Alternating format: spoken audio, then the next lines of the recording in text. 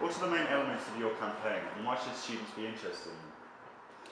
The main elements of my campaign revolve around three really crucial issues, and I keep repeating them, but it's improved feedback, fair accommodation, and free transport. And some of the key policies that come out of that are the ideas of having feedback that's meaningful and effective, and two of the policies that come through from that are one-to-one compulsory feedback. They're course tutors. That's each term, so you can opt out of it if you like to, but that gives you a chance to have a one-on-one personal conversation with your class tutors.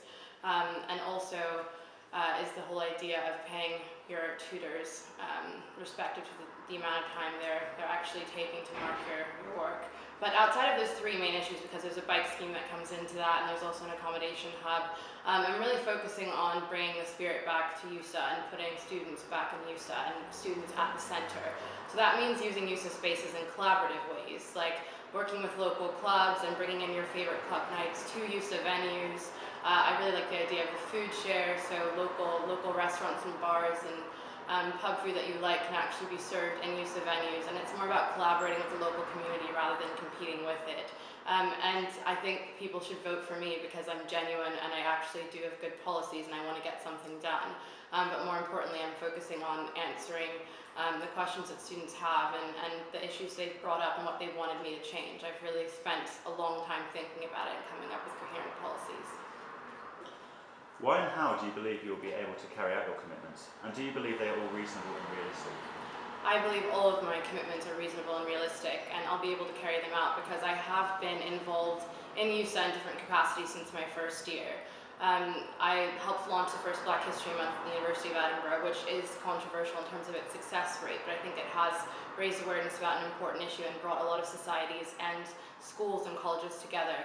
I run one of the largest cultural societies that won Best New Society last year. I was vice president last year when it was first started. I work with my local school on with my school on a lot of issues in terms of feedback. I sit on the chaplaincy committee. The point is that I'm very involved in a lot of different facets of the university, and I don't really align myself politically in any way. So it is really about students at the center and what you want me to accomplish, and I have a track record that's positive and I can get it done.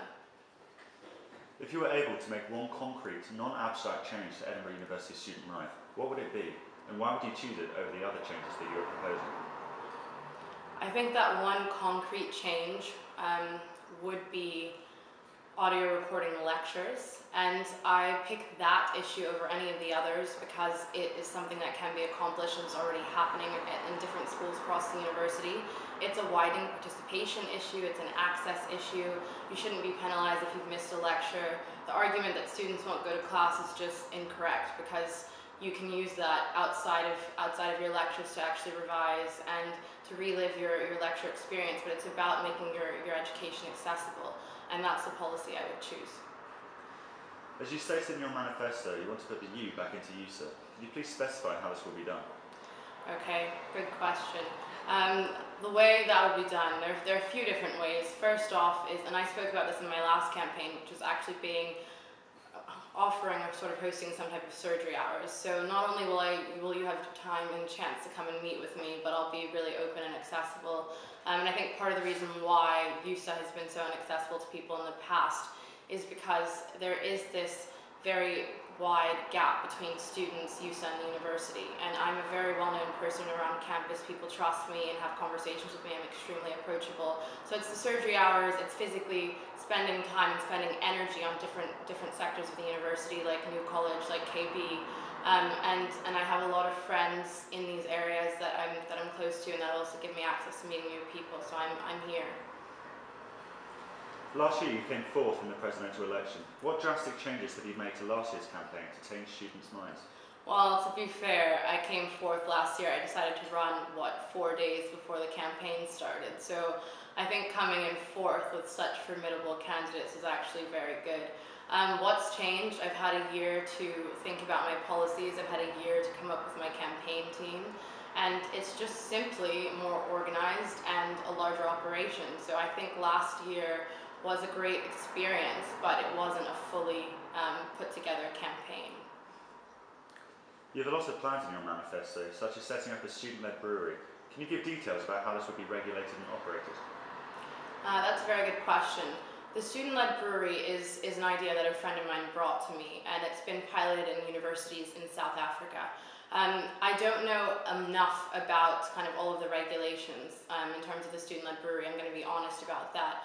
But there is a clear plan. I mean, there are a lot of local breweries in the area that have a lot of experience, and I'm sure would be happy to get students on board. There's a beer society as well that would be happy to help plan this. But the student-led brewery, like I said, has been successful in other countries and other universities, and we'll have to move forward from that. Briana Pegado, thank you very much. Thank you.